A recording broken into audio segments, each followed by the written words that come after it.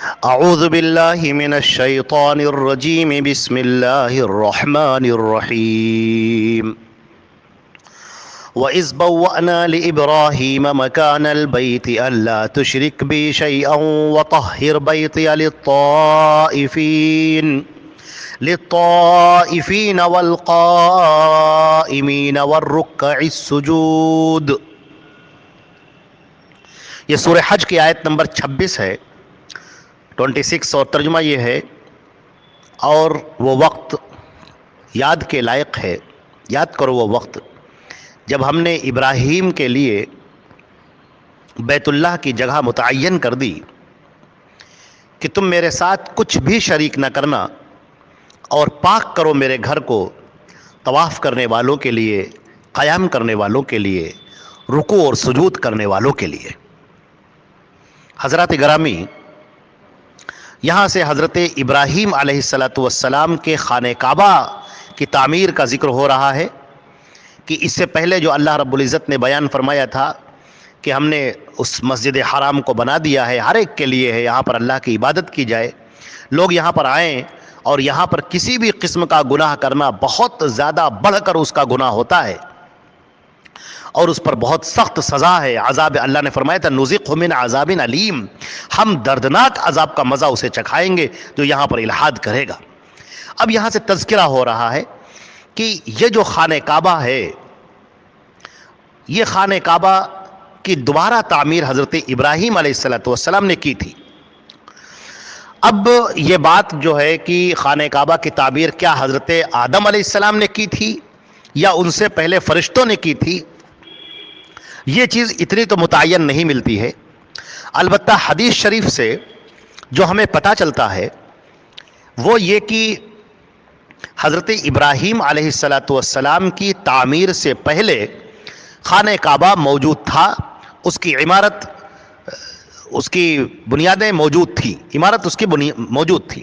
بخاری شریف کتاب الانبیاء میں حدیث شریف ہے حضرت عبداللہ ابن عباس رضی اللہ تعالی عنہما کی، ایک طویل حدیث ہے، یعنی یہاں پر یہ واقعہ ہے کہ حضرت ابراہیم علیہ السلام حضرت حاجرہ کو اور اپنے بیٹے اسماعیل کو اس بے آب و گیاہ زمین میں، چٹیل زمین پہ چھوڑ کر چلے گئے تھے، اور پھر حضرت حاجرہ جب پریشان ہوئی تھی تو فرشتے نے ان سے کہا تھا۔ تو یہ پوری روایت اس طرح سے ملتی ہے، ایک ٹکڑا کہ فقال لها الملک لا تخاف الضیعۃ، حاجرہ سے فرشتے نے یہ کہا کہ تم گھبراؤ مت کہ تم ضائع ہو جاؤ گے یا تم سب مر کھپ جاؤ گے، اس سے پریشان نہ ہو۔ فإنہا ہنا بیت اللہ، اس لیے کہ یہاں اللہ کا گھر ہے۔ یبنی ھذا الغلام وابوہ، جس کی تعمیر کرے گا یہ بچہ اور اس کے والد۔ وإن اللہ لا یضیع اہلہ، اور اللہ اس کے اہل و عیال کو ضائع نہیں کرے گا۔ وَكَانَ الْبَيْتُ مُرْتَفِعًا مِنَ الْأَرْضِ كَالرَّابِيَةِ، اور خانہ کعبہ زمین سے ایک اونچے ٹیلے کی مانند اونچا تھا۔ دیکھیں یہاں پر واضح ہو رہا ہے کہ خانہ کعبہ موجود تھا، اس کی عمارت موجود تھی۔ تَأْتِيهِ السُّيُولُ، جب بارش ہوتی تھی اور سیلاب آتا تھا، فَتَأْخُذُ عَنْ يَمِينِهِ وَعَنْ شِمَالِهِ، تو وہ دائیں بائیں سے کٹ کر نکل جاتا تھا۔ تو یہ معاملہ یہاں تک رہا، یہاں تک کہ حتیٰ مرت بہم رفقۃ من جرہم، یہاں تک کہ جرہم کا جو قبیلہ تھا اس کے لوگ وہاں پر آئے اور ادھر سے گزرے اور پھر وہیں پر بس گئے۔ تو یہ بخاری شریف کتاب الانبیاء سے ہمیں یہ بات معلوم ہوتی ہے کہ حضرت ابراہیم اور اسماعیل علیہ السلام نے جو خانہ کعبہ کی تعمیر کی تھی اللہ کے حکم سے، یہ دوبارہ تعمیر تھی۔ خانہ کعبہ اس سے پہلے موجود تھا، اس کی بنیادیں موجود تھیں، اور حضرت ابراہیم اور حضرت اسماعیل نے اس خانہ کعبہ کی بنیادوں کو اٹھایا تھا۔ تو یہ اللہ کا گھر تھی، اس میں جو اللہ نے اپنی طرف نسبت کی ہے کہ یہ اللہ کا گھر ہے، اس میں کتنی بڑی بات ہے۔ بندہ جب خانہ کعبہ کا طواف کرے تو اس کا دل کس قدر مچل جاتا ہے، کس قدر اس کا دل محبتوں سے بھر جاتا ہے کہ میرے رب نے کس قدر ہمارے اوپر یہ احسان کیا ہے کہ یہ زمین پر ایک عمارت ہے جسے اللہ نے اپنا گھر کہا ہے کہ یہ میرا گھر ہے۔ آدمی اس کا طواف کرتا ہے، اللہ کے گھر کا طواف کر رہا ہے، رو رہا ہے، بلک رہا ہے، تڑپ کر اللہ کو پکار رہا ہے، اپنے مالک و خالق کو پکار رہا ہے۔ کتنی عظیم بات ہے۔ اللہ تعالیٰ نے فرمایا وَإِذْ بَوَّأْنَا لِإِبْرَاهِيمَ مَكَانَ الْبَيْتِ، جب یہ خانہ کعبہ کی جگہ اللہ نے متعین کر دی، بوا کے معنی ٹھکانہ دینے کے آتے ہیں، متعین کرنے کے آتے ہیں، جگہ دینے کے معنی میں آتے ہیں کہ یہ ہم نے جگہ دے دی کہ دیکھو یہ خانہ کعبہ کی جگہ ہے، یہ خانہ کعبہ کی یہ جو بیت اللہ ہے خانہ کعبہ کی جگہ ہے، تم اس پر تعمیر کرو، اس کو اٹھاؤ۔ اور شرط کیا ہے؟ اس شرط کو یاد رکھنے کے لائق ہے، شرط کو ضرور یاد رکھیں، ان لا تشرک بی شیئا، کہ میرے ساتھ کچھ بھی شرک نہ کرنا، شرک کی کوئی بھی قسم، ذرہ بھر، ادنا بھر شرک بالکل نہیں ہونا چاہیے۔ بعض لوگ یہ سوچتے ہیں کہ ارے صاحب اس میں کیا حرجہ ہے، ہم اللہ کو پکار رہے ہیں ٹھیک ہے، لیکن ان بزرگوں کو بھی پکار لیتے ہیں، مزاروں کو بھی پکار لیتے ہیں، مزاروں کے اندر جو لوگ جا چکے ہیں اس دنیا سے، جو ہمارے بزرگ ہیں، ہمارے اولیاء ہیں اور یا ہمارے پیر ہیں، ان کو بھی ہم پکار لیتے ہیں۔ اللہ تعالیٰ فرماتا ہے بالکل نہیں، ذرہ برابر بھی شرک نہیں کرنا ہے تمہیں، ذرہ برابر بھی شرک کرنا تمہارے پورے اعمال کو ضائع کر دے گا، تمہاری پوری زندگی کو برباد کر دے گا، تم نے جتنے بھی نیک اعمال کیے ہیں سب برباد ہو جائیں گے، سب ختم ہو جائیں گے۔ قرآن پاک نے کہا ہے فَجَعَلْنَاهُ هَبَاءً مَنْثُورًا، ہم ان کو ریت کی طرح اڑا دیں گے، کچھ باقی نہیں رہے گا۔ اور اللہ نے فرمایا فَلَا نُقِيمُ لَهُمْ يَوْمَ الْقِيَامَةِ وَزْنًا، قیامت کے دن ہم ان کے نیک جو یہ اعمال ہیں ان کو ہم تولیں گے بھی نہیں، رکھیں گے ہی نہیں، وہ میزان پر رکھے ہی نہیں جائیں گے۔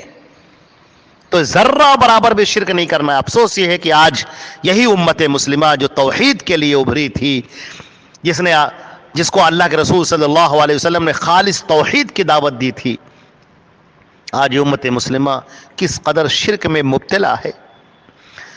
خانہ کعبہ کا کیا طواف کرے گی؟ خانہ کعبہ کا طواف تو کرتے ہی ہیں، مزاروں کا طواف ہو رہا ہے، پیروں کا طواف ہو رہا ہے، خانقاہوں کا طواف ہو رہا ہے، چادریں چڑھائی جا رہی ہیں، جیسے خانہ کعبہ پر کپڑا چڑھایا جاتا ہے ویسے ہی آج مزاروں پر کپڑا چڑھایا جا رہا ہے۔ جیسے خانہ کعبہ میں آدمی پہنچتا ہے، جب حرم میں زمزم پیتا ہے، اپنے سر پہ لگاتا ہے، دعا مانگتا ہے، بیماریوں سے شفا ملتی ہے، زمزم کو اپنے گھر پہ لے کر آتا ہے، اپنے اہل و عیال کو، گھر والوں کو، دوستوں کو پلاتا ہے۔ اسی طریقے سے لوگ مزار پہ جا رہے ہیں، کپڑا چڑھا رہے ہیں، خانہ کعبہ کی طرح چوم رہے ہیں، طواف کر رہے ہیں، سجدہ کر رہے ہیں، ادب کے ساتھ کھڑے ہوئے ہیں، چڑھاوے چڑھائے جا رہے ہیں، پھر غسل شریف کا پانی بھی وہاں سے لے کر آ رہے ہیں، اپنے بدن پر لگا رہے ہیں، سوچ رہے ہیں شفا ملے گی، اور اپنے گھر والوں کو لا کے بانٹ رہے ہیں، تقسیم کر رہے ہیں۔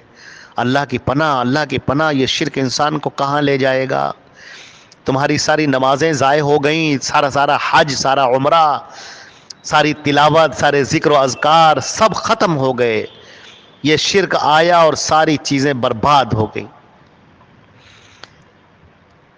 انہ من یشرک باللہ فقد حرم اللہ علیہ الجنہ، جس نے بھی شرک کیا اللہ نے جنت اس پر حرام کر دی، وماواہ النار، اور اس کا ٹھکانہ جہنم ہے، وما للظالمین من انصار، اور ان مشرکین کے لیے، ظالموں کے لیے کوئی بھی مدد کے لیے نہیں آئے گا۔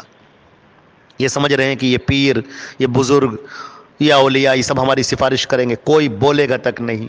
شرک کی کون سفارش کرے؟ مشرک کی کون سفارش کرے گا؟ لہٰذا آج یہ قوم کس قدر شرک میں مبتلا ہے۔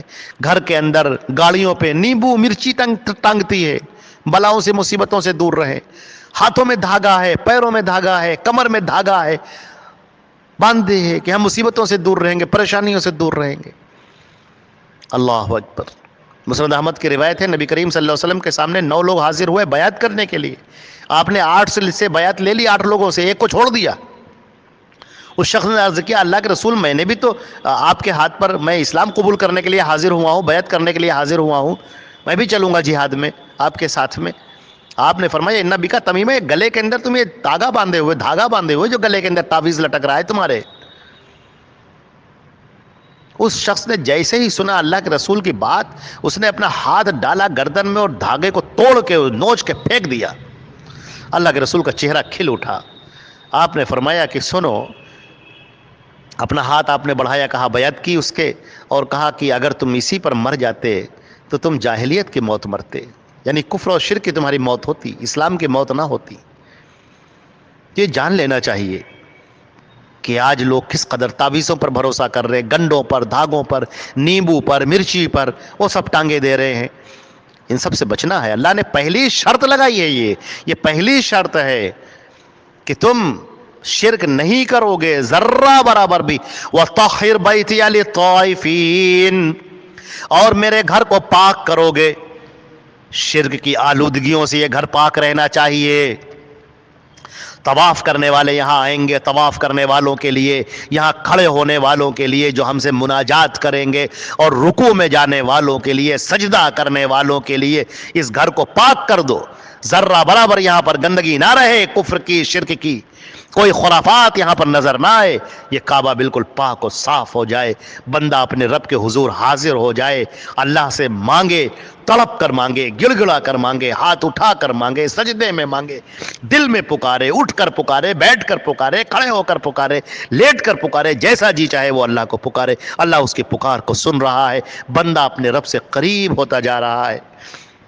جیسے سورہ علق میں فرمایا گیا وَاسْجُدْ وَاقْتَرِب، سجدہ کر اور اپنے رب کے قریب ہو جا، اپنے رب کے قریب ہو جا۔ جب تو سجدے کی حالت میں ہوتا ہے، اللہ کے رسول صلی اللہ علیہ وسلم نے فرمایا جب بندہ سجدے کی حالت میں ہوتا ہے تو اللہ سے سب سے زیادہ قریب ہوتا ہے۔ لہذا فَاسْتَعِيذُوا فِي الدُّعَاء، یا ایک روایت میں فَأَكْثِرُوا فِيهِ الدُّعَاء، اس میں خوب دعائیں مانگا کرو۔ آپ اپنی زبان میں دعا مانگیے، جب آپ سجدے کی حالت میں ہو، آپ اللہ سے بہت قریب ہیں، خوب مانگیے، دل نکال کر رکھ دیجیے۔ تو یہ ہے خانہ کعبہ کی جو تعمیر کی گئی تھی۔ افسوس ہے کہ مشرکین مکہ نے اس کے اندر 360 بت رکھ دیے تھے۔ نبی کریم صلی اللہ علیہ وسلم دعوت دیتے رہے، سمجھاتے رہے، اور آخرکار وہ دن آیا کہ خانہ کعبہ ان بتوں سے بالکل پاک ہوا، اور پھر اسی حالت پر واپس آیا جس حالت پر حضرت ابراہیم علیہ السلام نے اس کی تعمیر نو فرمائی تھی۔ اللہ رب العزت ہم کو اور آپ کو حج کی توفیق عطا فرمائے، عمرے کی توفیق عطا فرمائے، بار بار اپنے گھر کی زیارت ہمیں نصیب فرمائے۔ یا اللہ تو اپنے فضل و کرم سے صحیح عقیدے اور ایمان کے ساتھ میں ہماری قسمت پہ حج اور عمرہ لکھ دے، اور بار بار لکھ دے۔ اے پروردگار تو ہمیں توفیق عطا فرما دے، ہماری آل اولاد کو عطا فرما دے، کل مومنین، مسلمات، مومنین اور مومنات کو عطا فرما دے۔ والسلام علیکم ورحمۃ اللہ وبرکاتہ۔